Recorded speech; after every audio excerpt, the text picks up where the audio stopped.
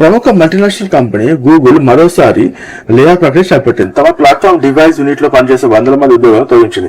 Android software, pixel ఫోన్లు, chrome browser పనిచేసే ఉద్యోగులపై ఈ వేటు పడినట్టు తెలుస్తుంది. ఈ మేరకు కంపెనీ చెందిన విశ్వసనీయ ఇది ఇన్ఫర్మేషన్ మీడియా సంస్థ ప్రస్తుతం కలవని వెల్లడించింది అనమాట. అయితే ఖచ్చితంగా ఎంతమంది తొలగించాలనే విషయంపై మాత్రం స్పష్టత లేదు.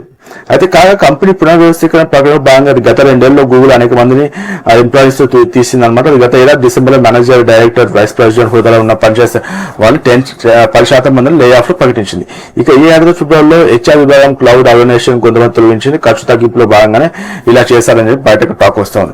గూగుల్లో 20% మంది మరింత సమాధానం పనిచేయాలని గూగుల్ CEO సుందర్ పిచాయ్ 2020లో వెల్లడించారు. ఈ ఏడాది 12,000 వరకు ఉద్యోగులను గూగుల్ తొలగించింది. వ్యవసాయ వంటి సంస్థలు సెల్ఫిచేషన్ తీసుకోవడం గూగుల్ ను గట్టిపోయి తప్పదని విశ్లేషకులు భావిస్తున్న వేళ ఈ తొలగింపు చెప్పడం గమనం. ఇక అమెరికా విదేశీ నిపుణులపై ట్రంప్ కఠిన నిబంధనలు చేస్తున్న సమయంలో ఈ లే ఆఫ్ వార్తలు ప్రధానం సంతరించుకున్నాయి. మరోవైపు టెక్ సంస్థ మైక్రోసాఫ్ట్ కూడా మే నెలలో మరోసారి ఉద్యోగాల కోతలు చేపట్టినారని మనకి ఇక్కడ వార్తలు వస్తాయన్నమాట. సబ్స్క్రైబ్ చేయండి, ఈ వీడియో లైక్ చేయండి, సబ్స్క్రైబ్ చేయండి. Thank you friends, bye.